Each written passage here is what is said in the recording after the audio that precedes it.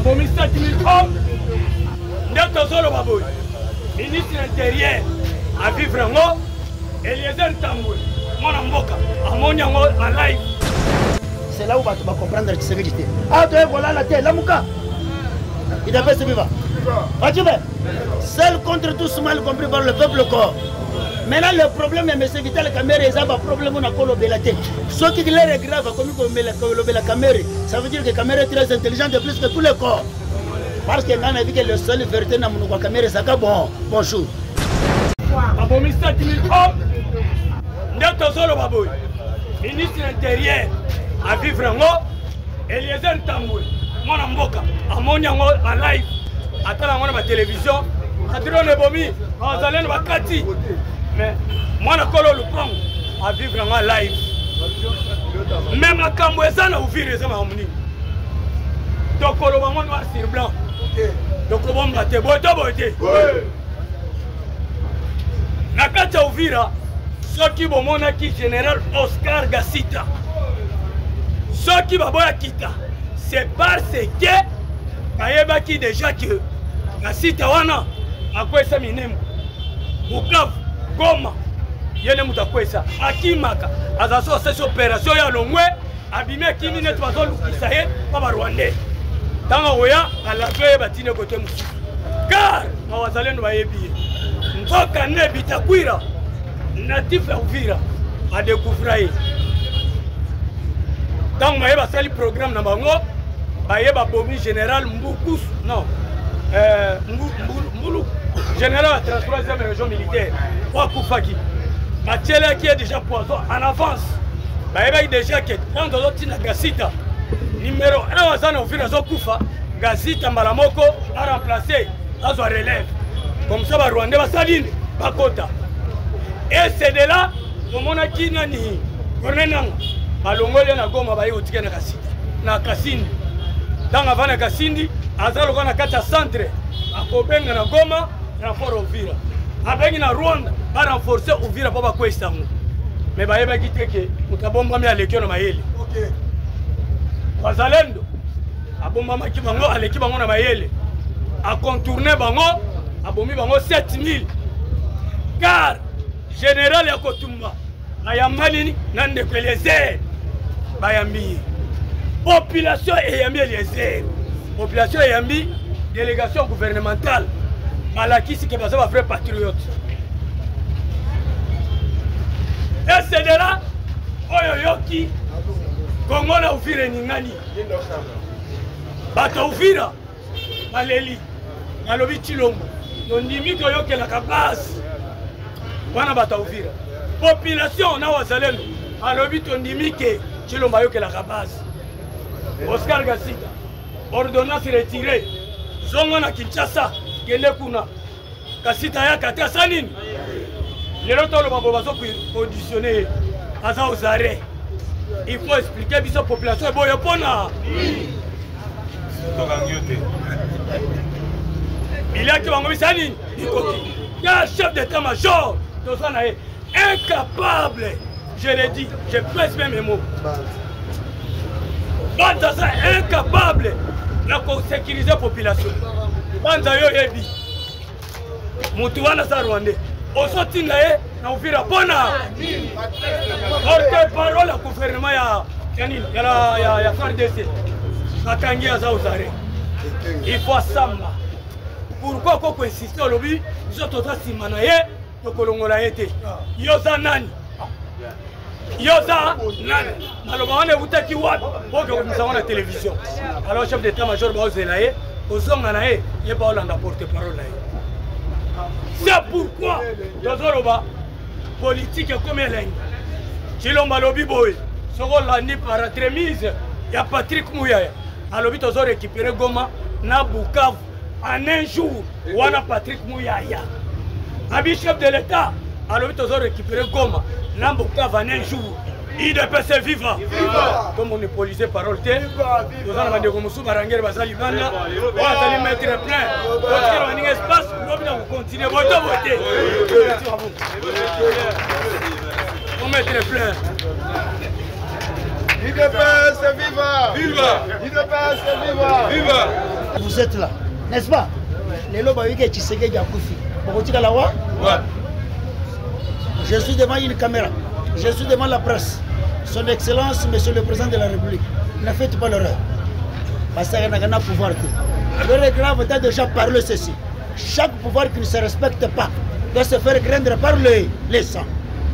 Et tellement que nous avons déjà têti, ceux qui ont eu démocratie, les années de Tozo Fingayo. Quel décret a légèreté? Quel décret a légèreté? Congomani. Je regrette pour notre ministre de l'Intérieur, M. Jacques Chabani. Bagarre et les Kakina Ouvira. Lorsque Bagarre et les Kakina Ouvira, le peuple à Ouvira va se prendre en charge.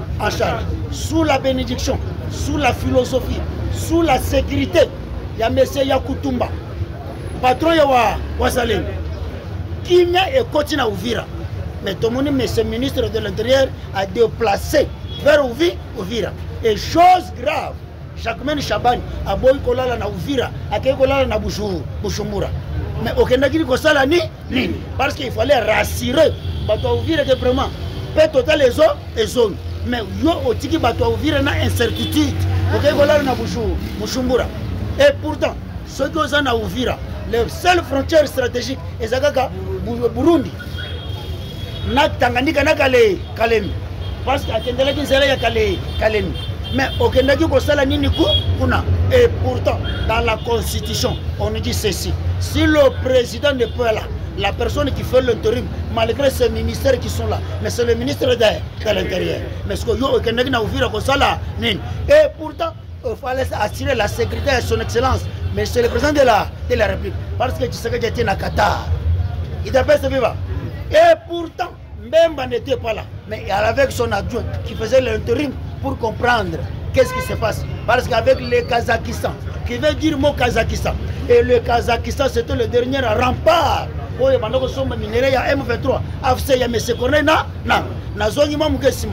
Le chef d'état-major général et le conseil supérieur de la militaire et maison militaire, il y a chef de l'État. Bozo Pekissa, M. Johnny Lubo Yakashama, à ça la sécurité, dans le village limitrophe, dans le village proche, il y a Ituri Pona, Bozo Kaché, Bozo Bombe la Bissonine, chef d'état-major général. L'état-major général, dans la maison militaire, chef de l'État. Et pourtant, si Johnny Lubo Yakashama, le gouverneur, à ça la sécurité, représailles vers un Toyo, on ne pouvait pas perdre tant de combattants, tant de Congolais. On a perdu plus de 86 civils, sans compter Banamike.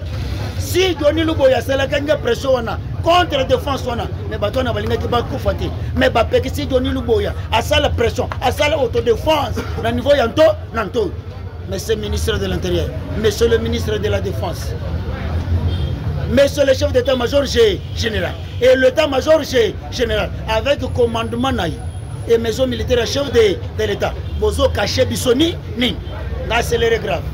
Parce que nous avons une nationalité, à part Congo, nous avons je ne peux pas poser des actes.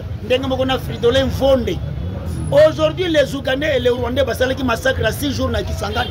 Mais aujourd'hui, firmer Mfonde, est-ce qu'ils ont la compétence pour que le contrôle, place au Balinga prison? Est-ce qu'ils ont la compétence firmer Mfonde? Quel intellectualisme? Vous nous prouvez quoi? Quel sens, quelle philosophie stoïcisme?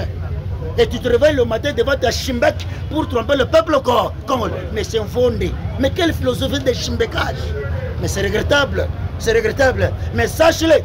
Mais chez Lumumba, 37 ans était déjà quelque chose. Mais pourquoi vous étouffez la jeunesse pour que la jeunesse soit comme quelque chose? Et pourtant, cette jeunesse-là, c'est une jeunesse qui va mener une émergence philosophie à Singapour, Congo. Yoga Sigo. Bosiligi. Moi, je vous ai révolté. Écoute, si je touche Kamer, c'est pour faire la publicité de Kamer. Mais Kamer, je sais que ce n'est pas un homme intelligent. Mais Kamer, c'est un véritable brouhaha. Mbala libosona mona Kamer a commis corrompre député na $500. Mais tout ça, ce ne vaut pas Kamer. Tout ça, la personne qui est derrière ça. Et je vais vous dire ceci. C'est M. Joseph Kabila Kaba. Une fois, Tobomi Kabila, une fois to bomika Kabila raison na ino c'est comme ma fille aujourd'hui Moutamba est en prison donc Moutamba n'a pas volé l'argent mais va condamner Moutamba 3 ans et va condamner Moutamba 3 ans mais va qu'il va suivre 19 millions tandis que Kamere a détourné mbongo 57 millions to basala investigation bakenda Mwenajitu bakenda Dar es Salaam bakenda batikala jamais comment la maison préfabriquée. Aujourd'hui la justice nous a laissé dans un anonymat terrible. Tu comprends que la justice a coopéré. C'est pourquoi vous avez remarqué que c'est très intelligent. Batounié na Kazakhstan mais aujourd'hui Moutamba est arrêté. Qu'est-ce que vous dites? Je pleurais toujours que justice est malade mais bakangi Moutamba ça dit que justice est là et comme kola muka et pourtant c'est na Moutamba et d'après c'est ça Fatube alinga ka de fait de maîtrise intelligent mais entouré par un fond de intellectuel périmé pourri la dilatoire de la juridiction congolaise. Et pourtant les fonds n'ont pas le caractère du stoïcisme mais tu sais que cette pensée maîtresse de la kakistocratie politique. C'est là où tu vas comprendre que c'est que ah tu voilà la tête la mouka il a fait ce vivant Fatube seul contre tous mal compris par le peuple corps. Maintenant le problème est M. Vital Kamerhe est un problème on a colobélaté. Ce qui est grave comme la Kamerhe, ça veut dire que Kamerhe est très intelligent de plus que tous les corps. Parce que on a vu que le seul vérité dans mon Kamerhe c'est bonjour. C'est là où je passe en disant ceci. Le député national Bindoule, les ressortissants de l'Est. Donc, l'UDPS n'a pas jusqu'à présent compris ce qui se passe dans l'Assemblée nationale. Et l'UDPS est en train d'accuser le chef de l'État indirectement. C'est le chef de l'État qui est le maîtresse qui va désactiver M. Vital Kamerhe. Et pourtant, ce n'est pas l'UDPS, ce n'est pas le chef de l'État. C'est le député de l'Est. C'est le député de... En disant, dont la tête est M. Bindoule. Et Bindoule qui est ressortissant de l'Est. Bindoule qui était membre proche, il y a INC, Union nationale pour les corps. Vous avez une Union nationale pour les traîtres Yako.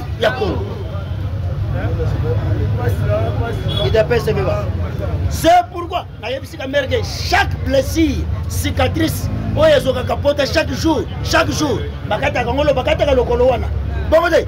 Sodi le colosso, même cicatrice, cicatrice. Pour finir, docteur à l'humanité, la monnaie de cicatrice, on va le guider. Tokataya, and then to Sokataïl. Il a fait ça.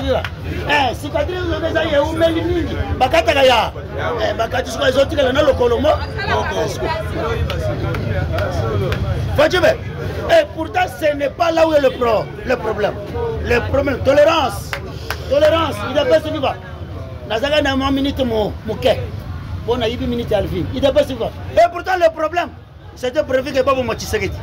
Mais est-ce que Babo Matisegeti pour nous? Parce que le cacique, les hommes forts qui fait la force de Tsegeti. Baba Zaginachi, Tsegeti. Et pourtant, Makamwele Gagot, la montagne à Mangeni, église, montagne à Mangeni, 11e poteau. 11e poteau. Sokande ezana ba bonde moko ba kata mande fenêtre ba postolo baloba ka chiluba de jusqu'à assez mais ce ne sont pas des Kasaïens mais ce sont des rois tala manda fumila bangonde ba kolo 11e poto hein il a baissé là c'est là où il y avait un missile AX-S9 le missile approprié pour abattre l'avion chef de l'État dont les experts, il y a Kazakhstan.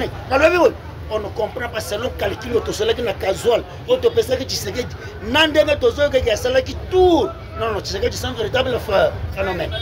Nous avons des passeurs tués au Zalaganamakan. Dubaï Karibu. Restaurant, il y a Makam, il y a passeurs tués.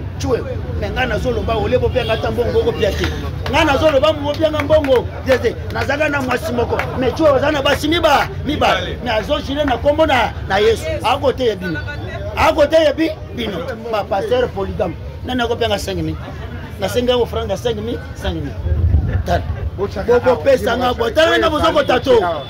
Mais si c'était tué, beaucoup de fois facilité. Il a passé 5 000 francs. 5 000 kaka pas maintenant. Tal. Mais passer escroc godem pour terroriste. Faut faire ça de temps en temps. Et pourtant, vous êtes pris en esclavagisme. Accepter la religion, c'est déjà une esclavagisme. Dans la croyance, nous, dans la croyance, on va faire ce vous comprenez beaucoup de choses, et pourtant, beaucoup de choses, les gens ont. Non, non, on est déjà beaucoup de choses. Maintenant, tu refuses d'agir. Que non, on a beaucoup de choses. Ah, Fatia, ça n'a pas maintenant, voilà ce qui se passe. Pour déranger 2 pièces 5 000, on a 5 000. Bien, t'as là, fils, je l'ai 5 000 pages. Il t'appelle ce vivant. Fatima. Et pourtant, le grand problème est Zalagini. Comment on peut effacer Tshisekedi? Alléluia, offrande du prophète. T'as là, mais si c'était l'église, l'église. Na mona mais le Paul Mutombukalo m'a salu séminaire. Alors que na télé bino ningi na lobby na besoin de 100 personnes. 100 personnes, baga belanga $100. Au lieu de 100 personnes, on va comme 1000 personnes. On a combien? Mais moi je vous dis la vérité de sauver la nation. Mais vous pensez que 5 000 ne sont pas les cahiers. Dans les gens comme hésiter. Il appelle ce viva. Il appelle ce viva. Bon hésiter mon colonel comme ministre n'a pas hésité envers Bino. Fatima. C'est ça la politique. Et pourtant, la France dit ceci. On doit créer M. Kassita. Lorsque Kassita va bénir Naouvir, le commandant, parce que Kassita, c'est la deuxième personnalité. Le commandant qui était le premier, il y a M. Kassita. Donc si le peuple a ouvert, c'est Kassita qui devait être le premier, le titulaire. Donc ça veut dire que Ouvir est tombé. Voilà ce qu'on avait déjà préparé. Où est Zamouké? Il appelle ce vivant. Et pourtant, on devait tuer déjà maintenant Kassita. Et donc, Kassita devait être le titulaire. Mais pourquoi Kassita est titulaire? Mais voilà ce qui s'est passé. Il appelle ce vivant. Et pourtant, maintenant, comme on a désactivé Qatar, maintenant le seul rempart, ils ont maintenant Kazakhstan. Et Kazakhstan, c'est l'une des pays de l'URSS avec cette caractère des violas, des Scandinaves. Les pays scandinaves à l'époque de l'URSS, paralysés par M. Mikhail Gorbatchev, restaurés par M. Vladimir Poutine, avec M. Sergei Lavrov, avec Dimitrov, avec le général Sergei Djenkov Sergei. Zong ici. Mais qu'est-ce qu'il fallait maintenant? Comme tu sais que tu viens de récupérer l'Afrique, dans Maboko, il y a France. Aujourd'hui, crise est en France. On doit changer le système. Quel système? Il fallait effacer Tshisekedi. Mais comment effacer Tshisekedi? Et je vous dis ceci. Vous ne pouvez pas comparer la République démocratique du Congo avec le Burkina Faso. Le Burkina Faso ne représente absolument rien en système de biodiversité naturelle et espace spatial et les sources naturelles. La République démocratique du Congo égorge 911 milliards. Il y a pétrole brut vert, dont Mokil Mobi Mezaté. La République démocratique du Congo égorge cette potentialité. Il y a minerais, ressources sous-sol, germanium, cobalt, lithium, zinc. Coltan. Et notre uranium est en puissance pour le uranium. Il y a Ukraine, Algérie. Nous avons une uranium qui a une teneur à 100%. Il y a un moment qui tire l'eau, il y a Hiroshima. Tire l'eau, c'est les effets chimiques. Mais voilà la République démocratique du Congo qui a ce caractère de toute cette biodiversité-là. Et pourtant, comme tu sais que Dieu est venu nous donner quand même comment la République peut vivre, c'est pourquoi on ne comprend jamais. On ne comprend jamais Tshisekedi. Nous faisons la dichotomie calculatrice de la politique. Lorsque Kassita y est, le peuple iturien et le peuple Yaouvira va se prendre en charge. Baboyi Kassita. Kassita combien ou lundi. Chef de l'État mardi n'a 4 heures à avoir agi. Et pourtant, dans le stade de martyrs, on avait préparé quelque chose à partir de M. Ambo. Remarquez le langage à M. Vital Kame, dialogue. Remarquez le langage à M. Nanga, dialogue. Remarquez le langage à Ambongo, dialogue. Remarquez le langage à M. Paul Kagame, dialogue. Parce qu'aujourd'hui, ça ne cite un, tout ça qui n'a élection, n'est-ce pas? Mais aujourd'hui, ça ne cite deux. Et parce que nous sommes passés dans le suffrage universel. Donc, au PC qui se gagne 73%. Maintenant, qu'est-ce qui se passe? Comme Tshisekedi a compris l'information familiale, quelle est la famille de Tshisekedi? C'est la République démocratique du Congo. Ce n'est pas sa famille biologique, donc sa famille biologique, il y a des sorcelleries. Il y a une sorcellerie intense. Hein? Même dans la famille biologique, c'est là où il y a la sorcellerie. Toye na kacha parti politique, sa famille politique, il y a le débat, les débats. Wana kindoki yamapa pour.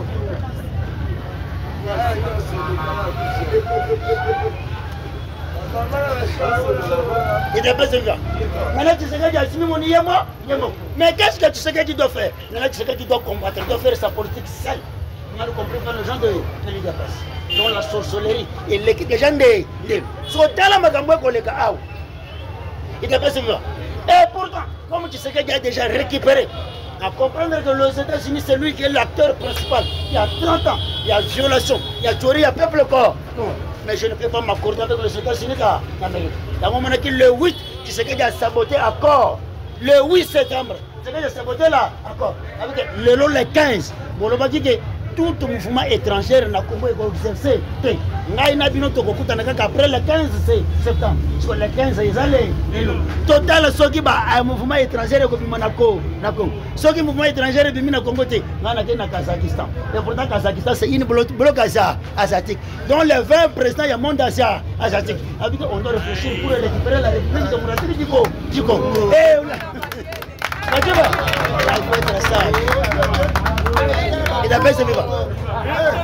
Et pourtant, les États-Unis, en disant ceci, en faisant cette calcul, dès que je perds la République démocratique du Congo, les États-Unis ne seront jamais une superpuissance mondiale. Ce que Tshisekedi a balancé, mais ce que Tshisekedi a sali, triant. Papa, maman, na moi. Ce que Tshisekedi a sali, triant. Il y a une politique. Il y a une politique diplomatique et politicien. Donc, mais c'est comme ça, nous ne comprenons absolument rien. Nous avons été trop politiciens et pas politique et diplomatique. Il y a un moment qui a senti à quel précipitation. Maintenant, tu sais qu'il y a profité de la précipitation juridique. Il y a mouta. Tu comprends que nous avons 35 magistrats, juges, robots, des sorciers. En commençant par le Cameroun, il était donné. Notre même vol. Les banques qui ne donnent pas l'orientation juridique et l'idéologie juridique.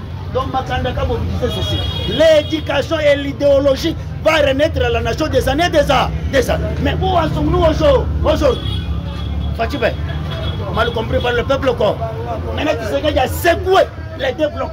Le bloc asiatique et l'Occident. Capitaliste, impérialisme, néocolonialisme. Sur les Donald Trump dit ceci. Sénat américain, vous ne comprenez absolument rien. Si aujourd'hui, les États-Unis deviennent affaiblis, c'est vous le Sénat, mais parce que moi j'ai mené ma diplomatie pour vous ramener la République démocratique du Congo. Il y a une solution mondiale. Et j'ai flatté l'Afrique Sahara.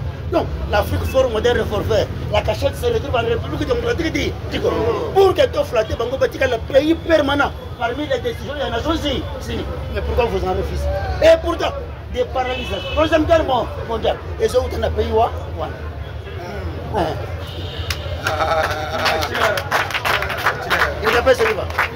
Le problème est qu'à l'époque, on était des vrais analystes. Mais aujourd'hui, comme il a commis Batouya, un combattant en train de tuer son propre combattant. Posa Moutia.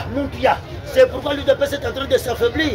Et pourtant, Tshisekedi est en train de viser la politique internationale. Donc son père disait ceci. Dans 10 ans, l'UDPS au pouvoir, la République démocratique du Congo sera comptée parmi les grandes nations. Oh, Mobutu na 73, l'Assemblée générale. Avec un pays sous-développé, mais le premier que nous sommes les pays non équipés avec des matériels. C'est là où Moni Nanga le dit non, Tshisekedi c'est un véritable amateur. Tshisekedi s'est préparé en conséquence des guerres. Et pourtant, Tshisekedi dit que dans 21 jours, je dois me prononcer comme la philosophie. Il y a état de guerre. Et dès que Tshisekedi prononce état de guerre, ça veut dire que c'est là que vous avez remarqué, mais c'est Jean-Jacques Ndioli, l'ancien colonel. À l'époque, il y avait Likoulia, Balongon à Campus, il y avait une formation militaire. Comment la République peut avoir beaucoup d'officiers, mais le subalterne, mais qui nous a donné cette calcul-là? C'est Joseph Kabila Gaba. Non, Baboïko condamné. Il faut 3 témoins, pas ça là. Pourquoi les 3 témoins? C'est les 3 témoins oculaires qui vont témoigner que Kabila n'est pas citoyen quoi. Donc maman si, maman si. À partir il y a Kamina Kalemi, maman si, que je n'ai jamais été maman, il y a Joseph Kabila. Par quel mécanisme on a 61, Kabila mon a 70. À l'écart de 10 ans, la maman il y a Kabila. Et où tu vois?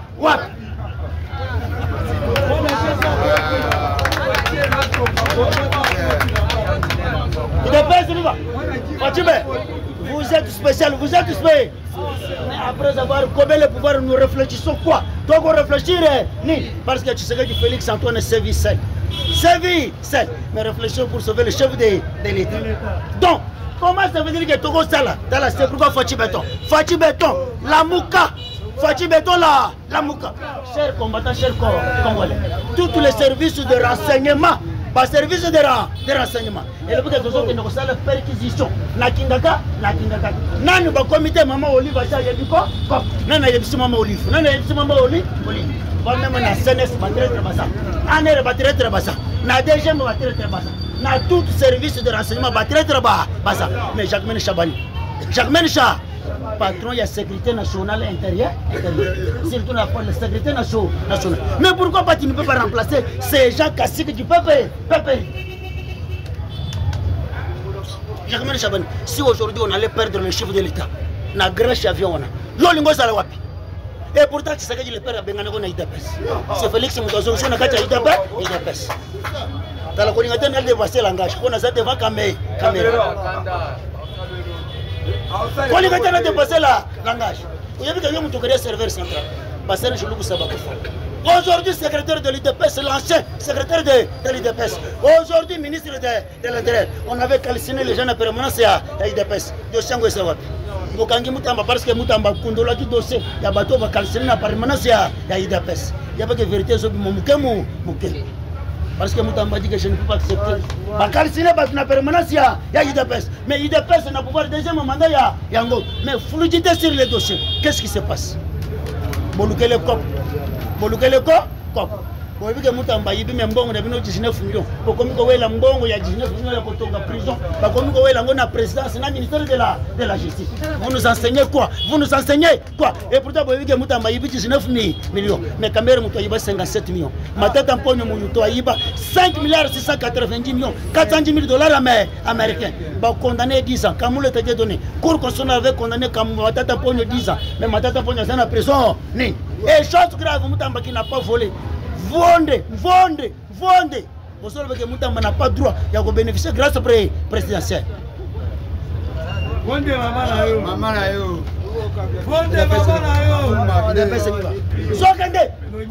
mardi vers 23h30, il y a M. Olivier Kassita. Et pourtant, on a ouvert 80% des bateaux à Ouvira. Ce sont les Banyamoulés. Mais je crois que Baboy Kassita Pona. Baboy Kassita Pona. C'est pourquoi le général Kenge porte-parole de FARDC. Si on crée une crise entre FARDC et Ouazalé, pour que Ouazalé ait conscience concrète, ça fait 2 ans. Mais le général Kenge a fragilisé Ouazalé, les Ariens, les Ariens. Il n'y a pas que la nation sacrée, vous trahissez la nation. Vous n'avez pas trahissez la nation. Parce que les 2 chefs d'état-major général en 2006, on a mis un abattoir Mihingo, on a la terre, on a Congo vers Goma. Mais comment ça veut dire que Tango Fort est ressortissant de l'Est? Mais à Tigme Sengun abattoir Mihingo, on a vu comme quartier général. Tango Fort. C'est le regret. Il a pas ce vivant. Ça, ce n'est pas de l'hôpital. Ça, c'est la révolution. On va passer par le Kanda Yamoli. Parce qu'une fois qu'on perd la nationalité congolaise, on ne gagne pas une moko. On va gagner quoi?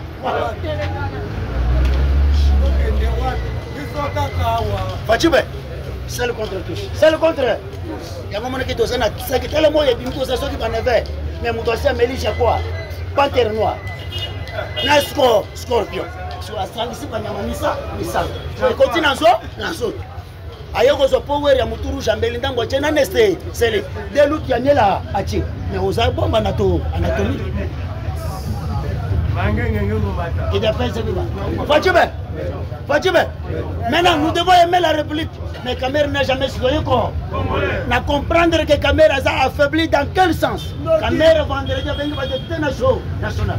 Cameroun a tiré de chaque député. 500 députés. Avec Panama, il Bochana. Et pourtant, en 2006, Cameroun avait écrit une lettre. Cameroun a commandé Mukanda.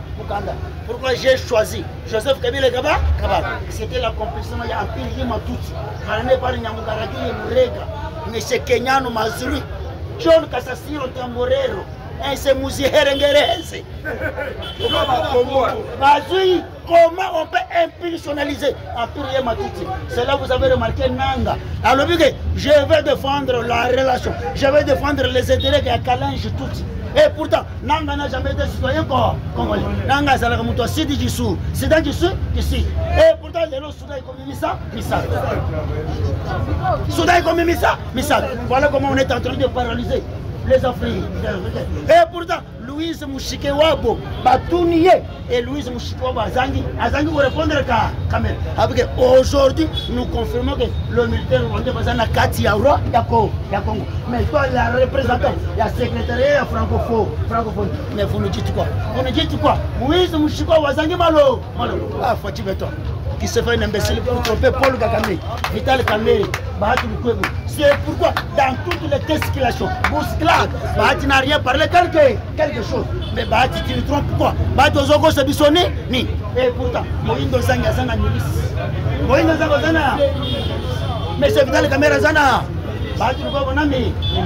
Que Dieu vous bénisse. Que Dieu vous.